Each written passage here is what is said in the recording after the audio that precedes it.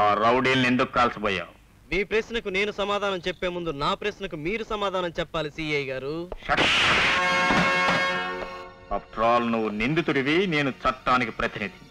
నీకు సమాధానం చెప్పవలసిన అవసరం నాకు లేదు. దీన్ని ఎప్పుడైనా ఎక్కడైనా మీరు చూసారా? పోనీ ఎప్పుడైనా ఎక్కడైనా దీన్ని కొన్నారా?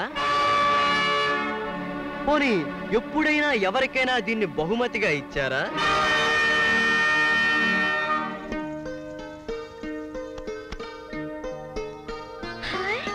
బంగారు పట్టాలు చాలా బాగున్నాయి అన్నయ్య. ఈ సంక్రాంతికి నీకు నా చిరుకానుకమ్మా. ఈ పట్ట నీ దగ్గరికి ఎలా వచ్చింది? ఆ ప్రియురాలు నాకిచ్చింది. మీరు చెంప మీద కొట్టి దీన్ని లాక్కున్నారు, అదే చెంప మీద ముద్దు పెట్టి ఆ పిల్ల నాకిచ్చింది. ఆ చెల్లెలు నిప్పు లాంటిదిరా. అబద్ధాలాడి నన్ను నమ్మించడానికి ప్రయత్నించొద్దు. నీ ప్రాణం చేస్తా. అబద్ధాలు చెబుతున్నానో నిజం చెబుతున్నానో ఇంటికెళ్ళి ఒక్కసారి మీ చెల్లెల్ని అడగండి. అవునంటే బావమరిదిని దొడ్డుగా వదిలిపెట్టండి, కాదంటే జైలు దోవ వెతుక్కుంటూ నేనే వెళ్ళిపోతాను.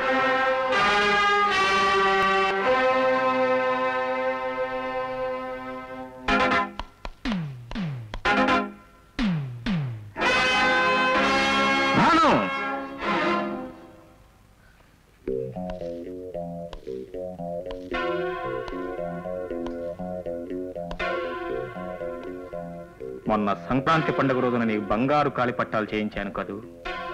అవునన్నయ్య. ఆ పట్టాలు ఎక్కడా? అదేమిటమ్మా, మొన్న గుడి దగ్గర కోనేట్లో కాలించి పట్టా జారిపోయిందని చెప్పావుగా? అంతే కదూ, పట్టా కాలు నుంచి జారి పడిపోయింది కదూ. కానీ ఆ దొంగ రాస్కెల్ నా చెల్లెలు కాలు జారిందని చెప్పాడు. తన పడకటింట్లో కాలి పట్టా వదిలిపెట్టి వెళ్ళిపోయిందని చెప్పాడు. ఎవడండి ఆ నీచుడు? సుధీర్ గాడని ఒక రోగ్, ఒక క్రిమినల్. ఇవాళ వాడిని అరెస్ట్ చేసి పోలీస్ స్టేషన్ తీసుకొస్తే ఈ కాలి పట్టా చూపించి నీ చెల్లెలు నేను ప్రేమించుకున్నావు అన్నాడు. అక్కడికి నేను వాడితో చెప్పానమ్మా, ఒరే కౌంటరల్, నా చెల్లెలు బంగారం రా, నువ్వే ఏదో నాటకం ఆడుతున్నావని. నాటకం కాకపోతే ఏమిటండి? పాపం భాను ఆ రోజునే మీతో చెప్తానంది.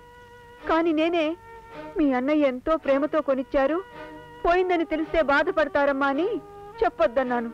అమ్మో అమ్మో, ఎంత అబాండాన్ని వేశాడు వాడు. అంతేకాదు లలిత, భానుని వాడు పెళ్లి చేసుకుంటా అట, నేను వాడిని వదిలిపెట్టాలట. నేను మాత్రం వాడిని వదిలిపెట్టాను. మర్డర్ అటెంప్ట్ కింద కేసు పుటప్ చేసి 7 ఏళ్లు కఠిన శిక్ష పడేలా చేస్తాను. నా చెల్లెల మీద ఎంత అభాండం వేసిన వాడికి నిలువ నీడ లేకుండా చేస్తాను.